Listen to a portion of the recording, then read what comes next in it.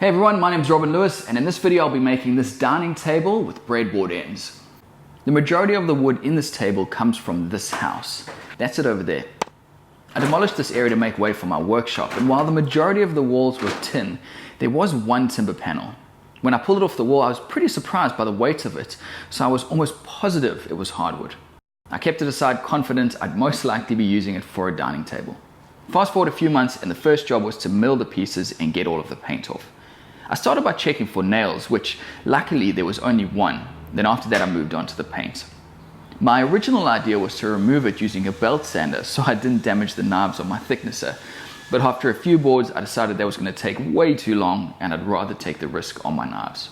Okay, and with all of that out of the way, let's get this tabletop made.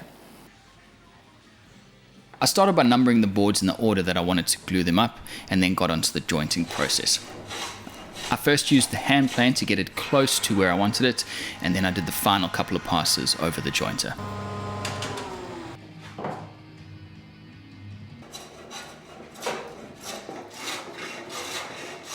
There's a lot of boards here that need to be glued up, so even if I could, I don't know if I'd want to do them all at once. There's going to be boards slipping, moving, coming out of alignment, and with 13 of them in one go, just way too much overhead. So what I'm going to do instead is glue up a few boards together at a time. I'll make a panel. Once that panel's dry, I'll then run that through the thicknesser, get that to final thickness, and I'll do that for all the boards. And then once I've got all the panels, I'll glue those panels together, and that should make life a little bit easier. These are the leftover boards from that panel, and I'm going to use these for the legs. I'm trying to recycle as much of this panel as possible. So what I'm going to do is clamp 3 of these boards together. That'll give me about 65 by 75 millimeters worth of timber. Cut that in half, and then I can end up with my 4 legs, which I'll probably mill down to around 55 to 60 millimeters.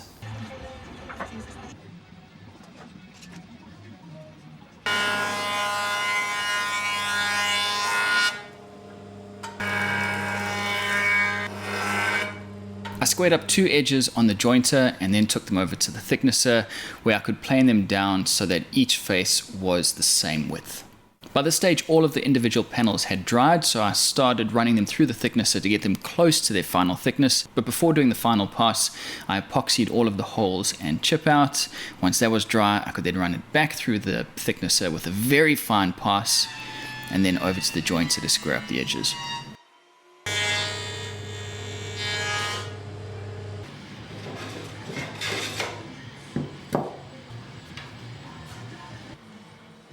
I made sure to joint all of the edges now because once this intermediate glue up had been done, the panels would be too big and cumbersome to run over the jointer by myself. This is one area that I wish I'd spent a little more time on. You might notice on the final glue up that the boards aren't entirely flat and straight, and that's just because the milling process took a long time and I was trying to get this out quickly, so I did kind of rush it a bit. Because this table's for me, it's not too much of a drama, but it could have looked a bit better. As luck would have it though, the next step actually solved a lot of the problems anyway.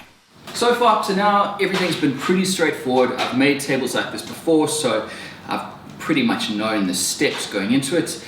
But the next thing I want to do is add some breadboard ends, which is completely new to me. I've watched a couple videos on how to do this, so I think I understand the basic idea and the steps involved. I'm going to be using Tasmanian oak for the breadboard end, which is the same wood that I'm going to be using for the rails. So the first thing I need to do is glue up a couple of those boards to get enough thickness to work with.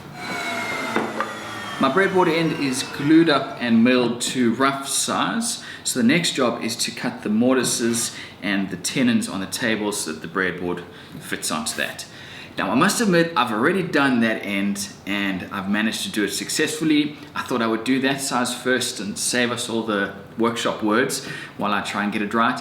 But having done that one, I feel pretty confident that I should be able to get this one right using the same steps.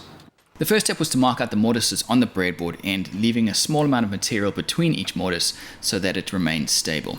Then I could transfer those markings onto the tabletop. I'm not going to go into too much detail here because there are a lot of good articles out there that will explain it a lot better than I can. So if you are interested, I'd recommend doing some research. Having already done one of the ends, I've got this fence set up, but all this is really doing is allowing me to drill a series of holes down the center of the board so I can hog out most of the material. The next step is to remove the rest of the material out of this board using a router. In the drill press, I was using a 6mm drill bit. This is a 7mm router bit, which is the first one that I'll use to get the majority of this material out. And I'm going to end off on an 8mm router bit. The idea being that you slowly work your way up, because if I was to go straight to the 8mm bit now, the router would be fighting me the whole way along. So rather, only take off a small amount with your final diameter. That way, I'm going to be able to get a nice, clean, straight line with the handheld router. I could then measure the depth of the mortise in the breadboard end and transfer that over onto the tabletop. I broke the fibers using a marking knife and then started routing away half of the material, which was the width of the mortise. This was a rough estimate on the underside. Now I'd flip it over and start working on the top side, and this is where I'd really dial it in. I was close to the thickness that I needed, so the next step was to remove those notches.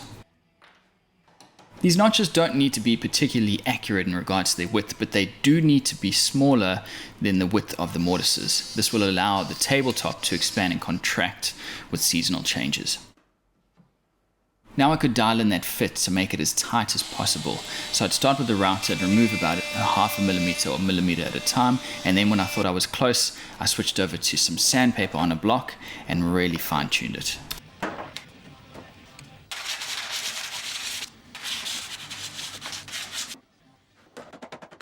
I was quite surprised by the amount of abuse that breadboard end could take before it split. Credit to the wood glue for holding it together. I marked out the amount of material that I wanted to remove, and then I could take the breadboard end over to the thickness planer and slowly whittle it down until it was flush with the tabletop.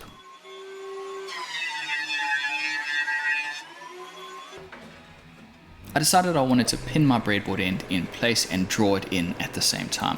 So I started by drilling some holes through the mortise and then marking those out on the tenon. This is where I made the biggest mistake of the table.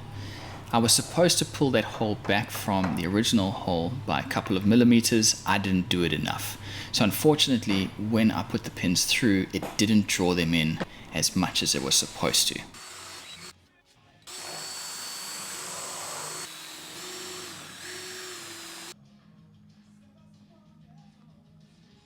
I glued the center in place, put the breadboard end back on,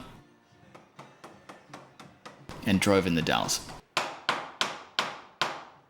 The idea here is that you glue the center dowels in because those won't move, but the edge dowels you don't add any glue, and this will allow the tabletop to move.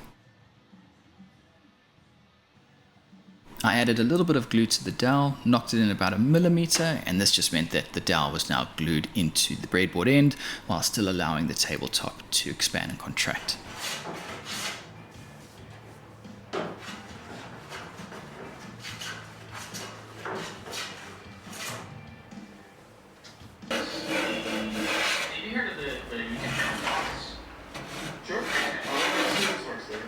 At this stage I finished the underside of the tabletop only to get it ready for finish, because I wanted to make sure that I could start the finishing process of the tabletop before I started the finishing process of the legs.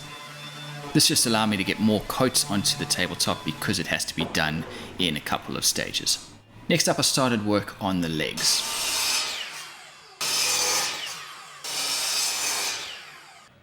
I cut the leg and rail stock to size and then just did a bit of a dry fit to make sure it all looked correct, and then I could mark out which leg I wanted on which corner of each rail. And then it all went wrong.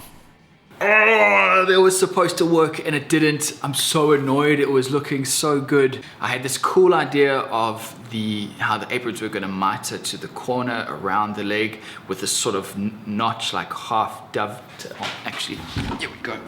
It was supposed to look something like that.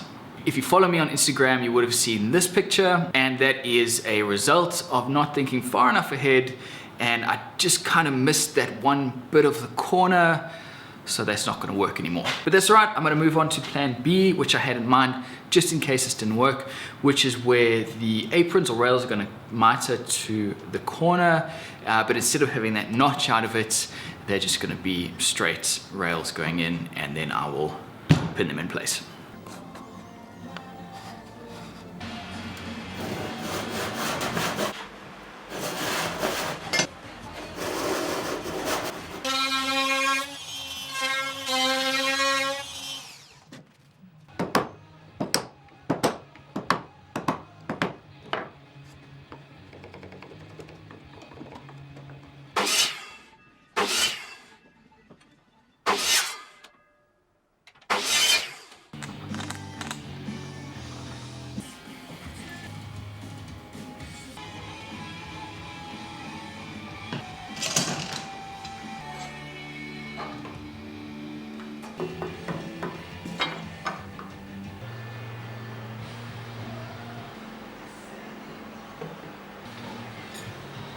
While the glue dries, I want to start looking at putting on some bracing, some 45-degree corner bracing. This is going to help the table frame to stop it from twisting from side to side and give it some overall strength. Now what you sometimes see in this situation is a bolt like this, a lag bolt, go through this bracing and into the table leg, and that pulls the leg into the aprons through this bracing.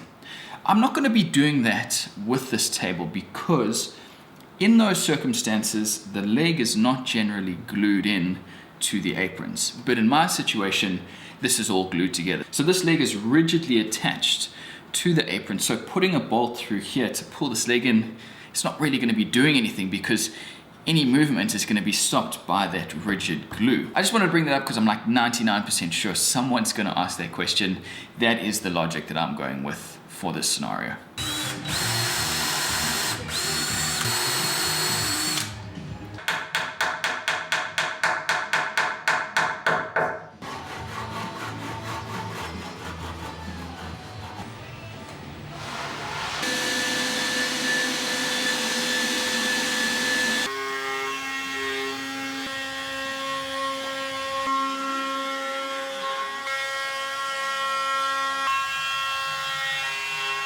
Now that all the prep work was done on the leg assembly, I could start finishing, and first up was the underside of the tabletop.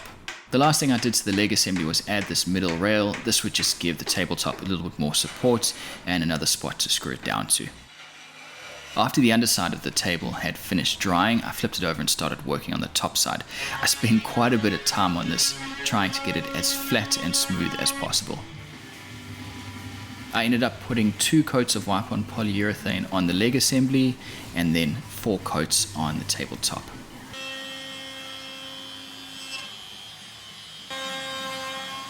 To attach the tabletop to the leg assembly, I use these figure 8 clips and they work really well. I've used them before and they've always worked perfectly. Then I could take the 2 separated assemblies upstairs because there's no way I could get this up there by myself, and put the 2 of them together.